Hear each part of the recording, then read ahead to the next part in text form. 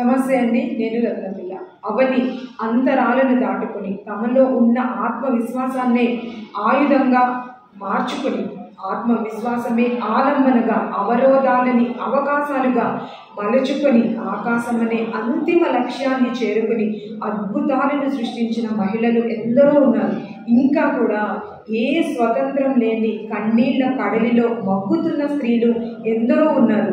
ఆడపిల్ల అంటూ అత్త స్థానంలో ఉండి కూడా విమర్శించే ఆడవాళ్ళు కూడా ఎందరో ఉన్నారు. అమ్మాయిని పుట్టకుండానే, అంటే గర్భంలో ఉన్నది ఆడపిల్ల అని తెలిసి చిటిమేస్తున్న సమాజంలో ఇంకా మనం ఉన్నాం.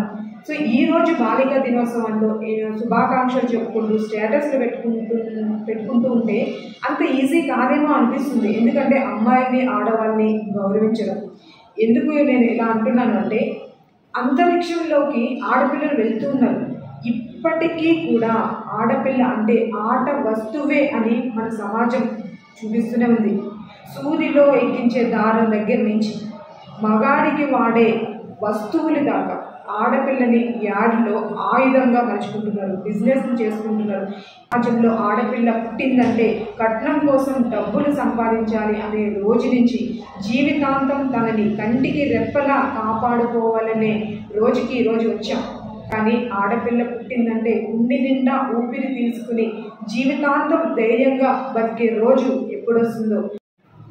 ఈ దినోత్సవం సందర్భంగా నిజంగా ఆడపిల్ల ముందుకెళ్ళాలంటే కొన్ని అవసరాలు ఖచ్చితంగా తీర్చాలి. అలా ఎందుకంటే బాలికలకి విద్య ప్రాముఖ్యత వాళ్ళకి ఇవ్వాలి. అలాగే సమాజంలో లింగ వివక్ష లేకుండా చూడాలి, సమానత్వంగా చూడాలి. అలాగే బాలికలపై వివక్ష చూడకుండా బాల్య వివాహాన్ని తగ్గించే చర్యల్ని ఖచ్చితంగా తీసుకోవాల్సిన అవసరం ఉంది.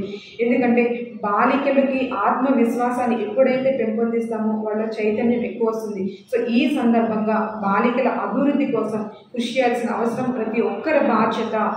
అలాగే బాలికల విద్యతోనే దేశ అభివృద్ధి సాధ్యం అనే సందేశాన్ని అందరూ కూడా గుర్తుపెట్టుకోవాలి.